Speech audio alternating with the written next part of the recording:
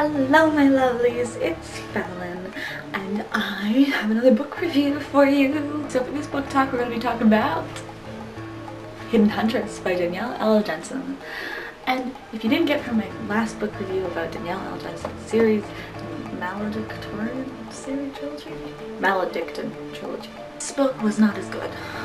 It was just hard to get through. I only have 2 bookmark pages in here just because it felt like it just didn't really enthrall me. If you want something exciting, definitely not the book for you. If you're invested in the book series now that you've read the first one, or you haven't read the first one, I might stick it out for this book. I don't know. I'm gonna finish the trilogy to see if she writes as well as she did for Stolen Songbird, but this book wasn't as good. We are going to get spoilers for the last book in this. Sorry, not sorry. You just need to know a little bit of what's happening. At this point, Cecile has escaped from Troas. She is in Trianon, and she lives with her mother now as an opera singer. Most of the stuff is just working things out with her mother. I thought it was really predictable. I knew who the witch was the entire time I was reading the book. There was no part that surprised me in this novel. I knew exactly how she got her powers. There was nothing shocking, there was nothing new really for me in this. It wasn't that great. I read it quickly, but I was disappointed. I was definitely disappointed. Stolen Songbird was so good. This was not so good. The pages I found anything interesting was 175.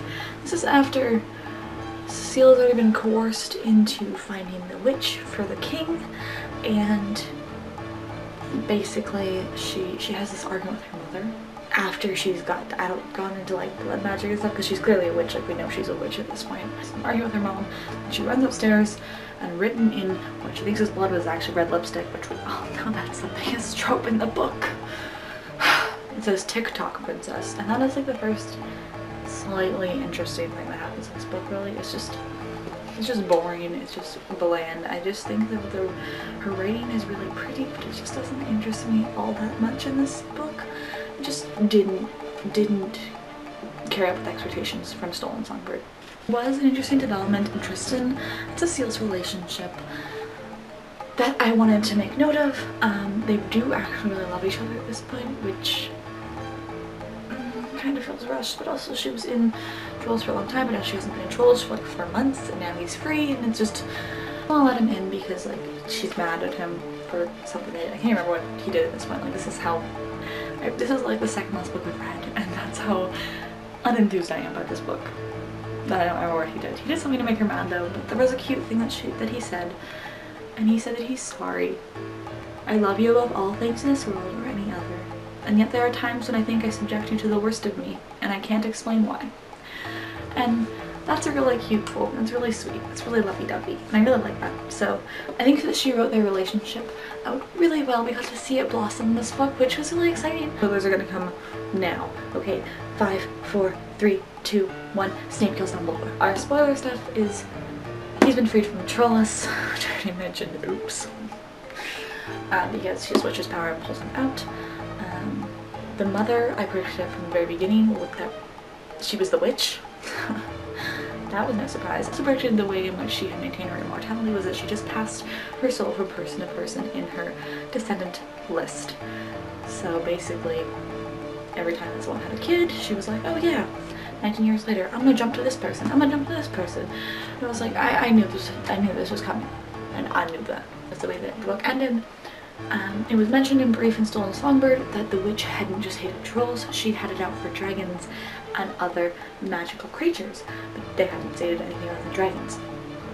The book ends with dragons attacking once the trolls are freed.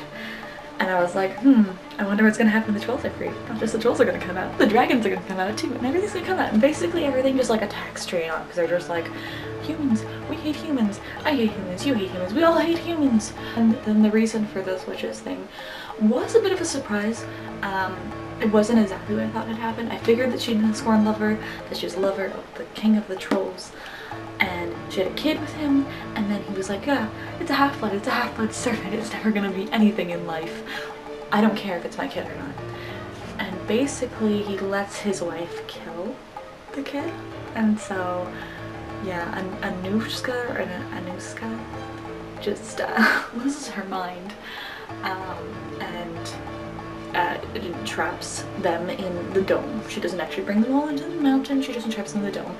Gets all pissy, and I mean, that makes sense. I'm okay with that, but she's just a witch with a B in front now, guys. Like, she drives me insane how the character is written.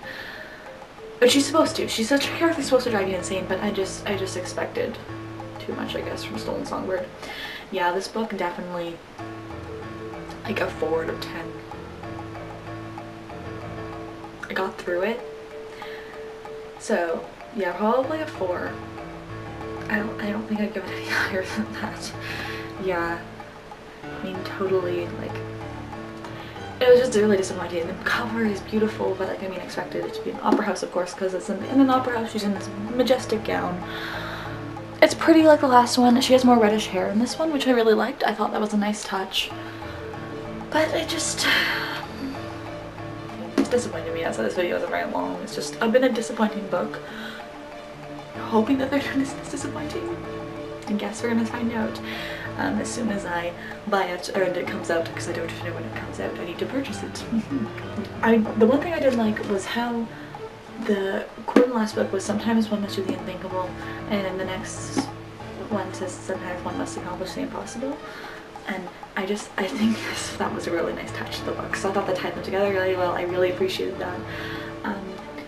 But because I know how well Danielle can write, how well she does write, this book I feel like isn't a great example of how she writes, so don't start with this book if you're going to read her stuff. Definitely start with Stolen Songbird. I totally recommend that book, and you can read it as a standalone if you wanted to, and just imagine your own ending for them if you wanted to. I don't know. And then the third book, I don't know. I just don't know at this point. Like, the sequel was so disappointing that I can't even say like get fully into the series at this point, because I'm like, I don't know. I gotta read the third book to find out if it's really good or really good. I'll 100% recommend, always. So, as always, I'm Fallon. This book was okay. I make videos every weekend and occasionally during the week.